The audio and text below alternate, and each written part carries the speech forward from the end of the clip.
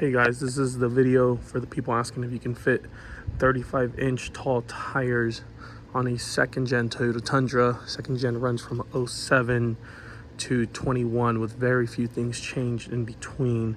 So this is my 2019 Toyota Tundra TSS 4x4. The TSS off-road package is a Toyota Gulf states package, meaning that it's installed at the distributors for the Gulf states, meaning like Texas, Louisiana, Alabama, and there's like 2 or 3, but it's a regional specific one. From my understanding, I bought this truck used, but from my understanding is some TSS off-roads did come stock with a Bilstein 5100 suspension stock setup. I don't know, I can't confirm or deny that, but I've been on a few forums saying that people who did buy their TSS Tundras knew and were the first owners did confirm that their trucks came with Bilstein 5100s. I don't know if it's part of the package. I never went through the online configurator. I bought this truck in 21. It wasn't even 2 years old from when I bought it used, but maybe if somebody goes on like the wayback timemachine.com, or if anybody could chime in on the comments that like they did come stock. The point is, I bought my truck exactly like this. I haven't changed anything on the suspension setup. It's currently at the top level, that I do know for sure. And what that does, it brings up the front about 1.75, well, almost 2 inches, not quite entirely. It brings up the rear about half an inch, and as you can see, it's pretty leveled right now. And the tire size that I was in between, that I was commenting on a couple other people's videos, are the sizes 285 65 R20, which is a 34.6 inch tall tire, 11.2, so almost 11.25 inch wide, and obviously R20 for the size of the 20-inch rims. These are the T-Forces TSS exclusive that came exclusively with this TSS off-road package. And I believe these have a plus 15 millimeter setup. So the rear, there's no issue, obviously. It fills in the tire well pretty nice. The front, you do have to do a few things in order to get these massive tires installed. First, the front mud flap is obviously gone. That's the first thing. And then the well liner, or the wheel well liner, you kind of do have to push it a little back. As you can see there, it's pushed back a little bit, just a tad bit, to give it a little bit more clearance for comfort. And then the stock skid plate does have to be trimmed ever so slightly. I think you see it right there. The camera's catching it. The stock skid plate is garbage anyways, so I didn't feel too bad about trimming it. What I do want to clarify, there's no body chop mounts you had to do. You didn't have to chop the chassis. You didn't have to do any of that buffoonery stuff that other people do that compromises the integrity of the frame. These are the widest tire you can install. I have stock upper control arms. If I wanted to go with anything wider, like a 295, 305, or 315, that definitely will push you to get some aftermarket upper control arms, either through Icon or I think what's the other one, JBI. But overall, I've been happy with the 35-inch tires on 20-inch wheels. Definitely, the rig is more capable now. If I need it aired down, I have a little bit more leeway to do so. Instead of running, 20 inches, this truck looks normal with 35s and 20-inch tires. You don't get that desired look of like having 35s like on a 17-inch wheel or like an 18-inch wheel, to get that like that meaty off-road looking effect like a Raptor does when they run on 17s, or even like how some guys are running 18-inch TRD Pro, the BBS Forge rims with 35s, and those look exaggerated. This just looks very proportional. The truck looks already massive. This generation, when it came out in 07, looked massive. Now it's kind of blended in with what or at the time of like the late 2010s when Ford updated in 15, and then the Chevys kind of took a different design language in 2019. The size of these trucks kind of blend in already. So 35-inch tires, it doesn't look anything overtly off-roady or aggressive, but what it does give the truck, it gives it a really nice clean stance overall when you're just looking at it from all angles. I have the side steps. I'm a pretty short dude myself, so now we talked about the pros and what it takes to get these massive tires, or quote-unquote massive tires, 35-inch tires on this stock or level Tundra. with stock upper control arms and stock springs. But let's talk about some of the cons that nobody wants to talk about when upgrading to 35-inch tires. I mean, the 5.7, especially. Oh, and then another thing, if you have the tow package, which comes with a huge 430 rear end on these trucks, you don't need to re-gear. I haven't had any issues. I've actually I guess I'll roll into this.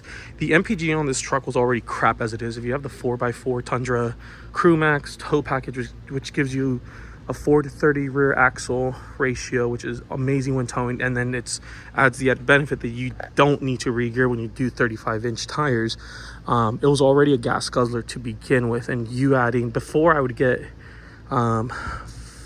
15 highway if I kept it under 80, and about 12 or 13 in the city, or 11 in the city before, and those were on the stock TSS wheels, which at the time were 275/55 R20, which barely even cracked 32 inches, but they were pretty aggressive all-terrains. Oh, sorry, I got Duratrax, so I guess this could be a little review. I got the latest model Duratrack that just came out last calendar year. These are the Wrangler Duratrack RTs. They're still 3-peak snow rated tires. The tires are dirty, just got back from desert running in the Mojave, but the tires have been excellent. They have a different tread design. They kind of fall more in line with the BFG sidewall serrated like edges. Before, the regular the Duratrax all-terrains, the previous generation that this truck also had, that I was driving, had more like it looked like just dashes on an analog clock. They weren't, the sides weren't like this, like where they actually have like a shape to them. They were just vertical slats, and I didn't really like how they look on the old Duratrax. These Duratrax have been amazing. They're quieter on the road. I went with Duratrax because 285/65 R20 is a weird size, and then Falcon, when I got these tires installed early this year, the Falcon Wild Peak AT3s were already discontinued for the size, and because they were going over to the AT4s, and I couldn't find the AT4s. Those were the tires I really wanted, but Wrangler at the time was running a sale on these, and they're now, I guess they're rated as rough terrain because everybody was saying that the previous Duratrax were already one of the most aggressive all-terrains, and I guess they just went full rough terrain grading on them, and so these are officially rated as rough terrain, but still keeping the 3-peak mountain. I was thinking about going with my terrain tires, but I go to the snow a lot, and that 3-peak really does mean a lot to the needs of a tire when I'm deciding what tire to get. I took it up to the mountains in a blizzard in February. These tires handled great in the snow. They handled great in the desert. We had a really particular wet season this spring here in Southern California. Handled amazingly. I don't have more than 5,000 miles on these tires. This is just my weekend truck. I have a different car that's my daily. But back to the cons. So due to the really aggressive tread, the leveling, and the weight of the tires, your MPG will definitely suffer. And it was already a pig before, but it'll become even more of a pig now. On the highway, if you're keeping it under 80, you might see 12.5, 13 miles per gallon if you're on a flat road and not too many hills. I just took it to Vegas 2 weeks ago. That was on that desert running trip I took. And from here to Vegas, it's about 240 miles. Granted, I had it pinned higher than the specified speed limit. And so the higher you go, the more your mileage is going to take a hit. I got an average of 11.5 to 12 miles to the gallon on the highway. On the street, your mileage will go down to 10 miles a gallon. So it is a very thirsty truck now, more than it already was. And that's just due to the really aggressive tread, the lift, the 430 diff, and if you can't keep your foot out of the gas pedal. One thing I will say, stock, that 430 and the combo of the 430 rear end and the 5.7, you would get on the gas and it would give you this thump that some people may like. I prefer more of a smooth transition, and with these bigger tires, it's smooth now. You get on the power, it doesn't give you that instant shove that, to me, I don't really care for, because this isn't a sports car. It's just a truck. If I wanted that torque feel, I would get a sports car, or my sports car is for that, but not a truck. I think 35 is actually smoothing it out better. As far as the odometer, I think it's pretty accurate still. It's accurate in your miles per hour you're going. I've compared it with Waze, and it's plus or minus 1-2 miles an hour, so it's within spec of equivalent of measuring it with another instrument, although maybe Waze might not be the official way to measure it. And your fuel range due to the MPG taking a massive hit. This truck with the SR5 with the SR5 Premium comes in with a 38-gallon fuel tank, which is massive.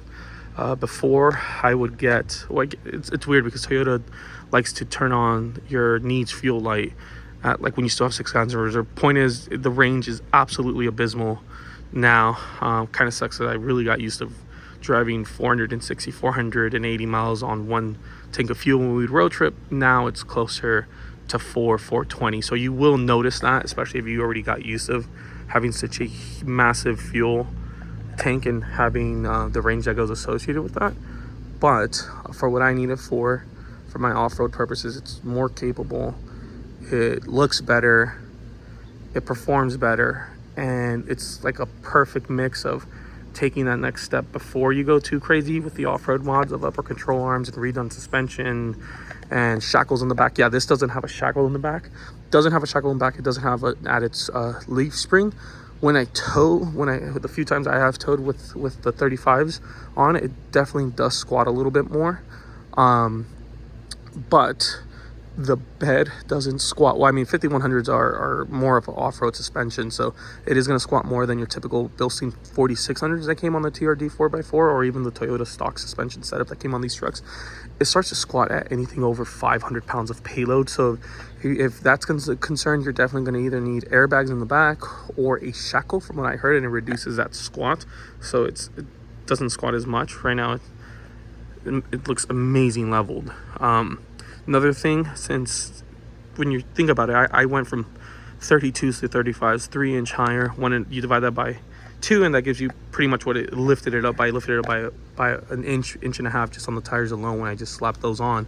I didn't expect the rear bed height to go way higher. Like, you're gonna have trouble getting into that bed, especially if you're out in the backwoods and you're not on level ground. It's definitely a little bit higher. I'm pretty short myself. I'm no taller than 5'9", and I struggle to get on that bed quite easily like I once did. To load anything is also going to be a little bit more of a struggle, but that's the price you pay for a lifted truck. But yeah, if anybody else has any questions, I know the sizes in between. I think on the Toyota forums or the Tundra forums, people noted there like 285, 60 R20s would fit, and I think that's a 33.5-inch tire. I can't remember exactly what the metric size is, but you can jump up to that 285, 65 R20 tire with those minor modifications I said to do in the front. They're not that invasive. I think the trade-off is worth it for what you're getting. But yeah, I'll hang out in the comment section of this because I know a lot of people were in between those two sizes. Hang out in the comment section and answer any questions I have, but I believe I was pretty thorough on what you needed, what this truck has. Now, people who have the TRD 4x4, I believe those Toyota rims or Toyota wheels that come on that trim have with a plus 60 millimeter offset. I don't know if those extra 10 millimeters would affect the rubbing on it, but I highly doubt it. But yeah, that's how she looks amazing. I couldn't be happier with the results. Only thing I do wish it wouldn't take that much of an MPG hit, but that's solely in my control of not keeping this heavy truck under. Oh, speaking about heavy, the last thing I would do, so the stock brakes on these trucks are pretty soft and quite honestly garbage. So when you got 35s, my truck was already due for rotor and pad replacement.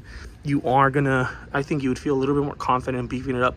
So I went with R1 concept rotors, slotted and drilled, and then I went with I think it's Stop Tech. I can't remember if Stop or R1 Concepts actually makes the pad brakes, or Stop Concept does, but I can't remember. But I got them off Rock Auto. That an amazing deal, and I upgraded the brake systems in advance to anticipate the heavier wheel, because yeah, this is it kind of sucks stopping stock But beefing up the brake system definitely is you're gonna feel it as soon as you put on the 35s and it's a bit heavier.